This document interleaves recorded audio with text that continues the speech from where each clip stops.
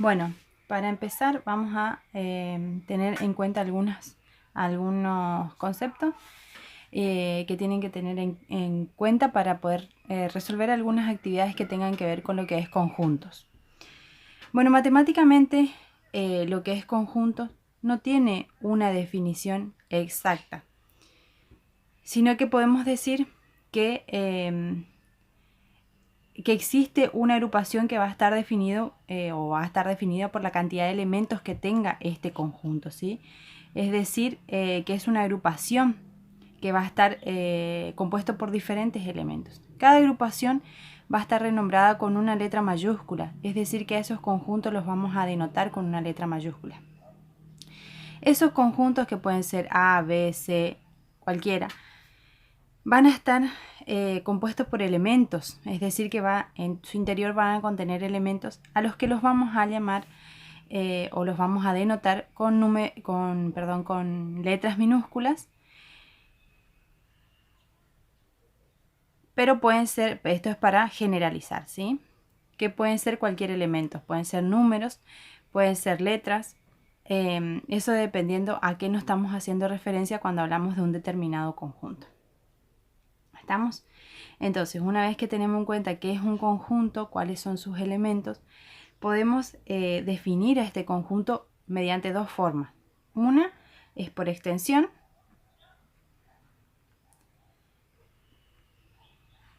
Espero se entienda. La extensión, por ejemplo, yo lo voy a definir por los elementos. Vamos a suponer que los elementos son -1, 0, 1, 2, 3, 4, 5. Yo digo que el conjunto A tiene por elementos a estos elementos. Y de esa forma yo la estoy definiendo por extensión. Pero ese mismo conjunto yo la puedo definir por comprensión. Y por comprensión yo voy a decir que ese conjunto es igual a X tal que X, que esto yo lo puedo definir con mi barra inclinada o también con dos puntos, ¿sí? Yo voy a decir X tal que X, es decir, los elementos, cada uno de estos serían X, van a pertenecer a los enteros, fíjense que son enteros, y tiene una restricción. Podemos decir que el valor de X va a estar comprendido entre quién y quién. Primero -1 y lo toma ese valor. Y también lo tenemos por otro lado al 6. Entonces, ¿por qué 6? Porque estoy diciendo que es menor, entonces el menor a 6 es 5. Pero acá también podría ser menor o igual a 5. Estas son diferentes formas de anotar un conjunto o de denotar. ¿Estamos? Otra cosa que tienen que tener en cuenta cuando estamos hablando de conjuntos es de la inclusión de conjuntos. En inclusión de conjuntos ustedes van a utilizar una simbología nueva que no conocen, pero que a partir de ahora va a aparecer mucho, es este simbolito, ¿sí? Y yo voy a decir que un conjunto está incluido en otro si y solo si, recuerdan, esto vemos de la unidad anterior, que para todo, esto significa para todo, X, tal que X, pertenezca al conjunto A, perdón, a este A, al conjunto A, entonces X también va a pertenecer al conjunto B. ¿Estamos? Entonces, quiere decir cuando los elementos de este conjunto pertenezcan a este, entonces vamos a decir que el conjunto A está incluido en el conjunto B. Por ejemplo, si yo tengo que A es igual a 2, 3, 4 y B es igual a 1, 2, 3, 4, 5, yo voy a decir que A está incluido en B. ¿Por qué? Porque estos elementos son los que aparecen acá. Lo que no voy a poder decir es que B está incluido en A, porque hay elementos que B tiene que A no tiene. ¿Estamos? Bien, también se van a encontrar con algunos conjuntos especiales, esto es como una introducción para que ustedes puedan comprender un poco mejor lo que es la unidad de conjuntos. Cuando hablamos del conjunto vacío, vamos a encontrarnos con un simbolito que es de esta forma. Ese conjunto es A o B o C, cualquiera. ¿Estamos? Este conjunto vacío es porque carece de elementos, es decir, que ninguno de estos elementos que aparecen ahí existen en este conjunto. ¿Qué pasa cuando el conjunto es unitario? Como la palabra misma lo dice, va a estar compuesto por un solo elemento, es decir, que A va a estar compuesto por un elemento A, que puede ser 1, 2, 3, el que sea, o una letra. También vamos a encontrarnos con un término que es universal o referencial.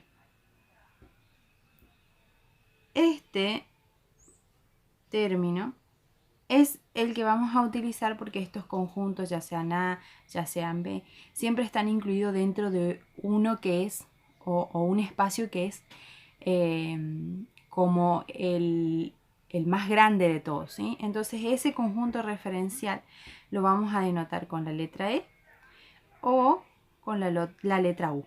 ¿Estamos? Entonces, vimos hasta acá 3.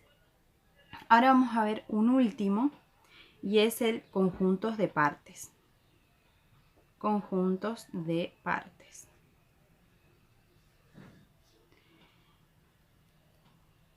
Son todos aquellos que se puedan formar a partir de los elementos de un conjunto. Vamos a suponer que yo tengo este conjunto, ¿sí? Que es el conjunto A. Es igual a 2, 3, 4. Yo voy a ir viendo que el conjunto de partes va a ser el parte de A. Yo puedo ir formando diferentes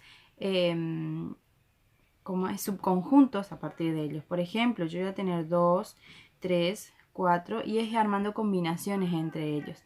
Pero también a su vez yo puedo decir que es 2, 3, que es otro elemento, otro subconjunto de este conjunto. Puede ser 2, 4. Otro subconjunto puede ser 3, 4. Entonces, a partir de que yo pueda armar otros subconjuntos con este conjunto, a eso lo voy a llamar conjunto de partes. Bien, hasta acá vimos cómo denotamos estos conjuntos. Ahora vamos a ver cómo lo podemos representar. Esa representación se va a llevar a cabo a través de un diagrama de Venn. ¿Qué van a hacer los diagramas de Venn? Van a ser la forma de una representación visual de los conjuntos. Y vamos a tener, por ejemplo, si yo digo que el conjunto A está incluido en el conjunto B, como lo habíamos visto acá, entonces yo puedo decir, o lo puedo representar de esta forma. Este chiquitito va a ser A y este más grande va a ser B.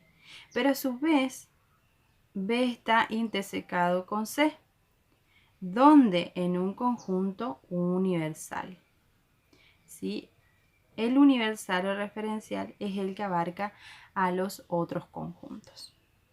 Bien, una vez que ya tenemos entendido o tenemos más o menos el concepto de cómo representar esos conjuntos, vamos a ver qué operaciones se pueden realizar con los conjuntos. Operaciones. Vamos a tener complemento y lo vamos a denotar con A o B o C, cualquier letra, con una rayita arriba. Para ello vamos a tener que tener en cuenta siempre el conjunto referencial. En este caso es C. Yo voy a tener el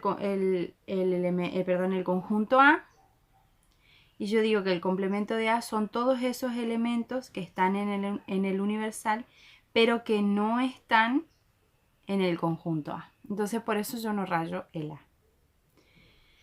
Eso es hallar el complemento. ¿Qué es hallar la intersección? O sea, trabajar con la intersección. La intersección entre, vamos a suponer A, y yo lo voy a simbolizar con este simbolito, la intersección. y B, yo voy a poder ver que el gráfico va a estar dado de esta forma. Siempre lo represento con el universal. ¿Estamos? Voy a tener el conjunto A, el conjunto B, y eso que es común a los dos va a ser la intersección entre los dos conjuntos. Bien, ahora ¿qué pasa si yo trabajo con la unión entre conjuntos? La unión entre conjuntos, como dice su misma palabra o su mismo nombre, estamos hablando de unir esos dos conjuntos, como pintándolos a los dos por completo. Bien, seguido de esto vamos a encontrarnos con la diferencia de conjuntos. Diferencia de conjuntos. En la diferencia yo puedo decir que hago A menos B. ¿Está? ¿Cómo voy a representar eso? Voy a tener mi universal, mi forma universal, que acuérdense que puede ser E o puede ser U. Y voy a dibujar los dos conjuntos, A y B. Pero como yo estoy haciendo la diferencia de A menos B, entonces yo voy a sombrear o pintar solamente el conjunto A. Por lo tanto, A menos B, que me queda lo que contenga B. Bien, ahora ¿qué pasa si tenemos una diferencia simétrica? Diferencia simétrica. Diferencia simétrica lo vamos a simbolizar de esta forma. Es con un triangulito. Y operando esto nos queda de la siguiente forma. A menos B, unión B menos A. Bien, una vez que tengo eso, voy a realizar el gráfico. Voy a tener el universal, los dos conjuntos, A y B. Y si yo a A le quito B, sería esto. Si a B le saco A, sería esto. ¿Estamos? Si yo uno todo eso, es decir, los dos, uno esto con esto, me va a quedar todo. Vamos a rayarla de otra forma, con otro color.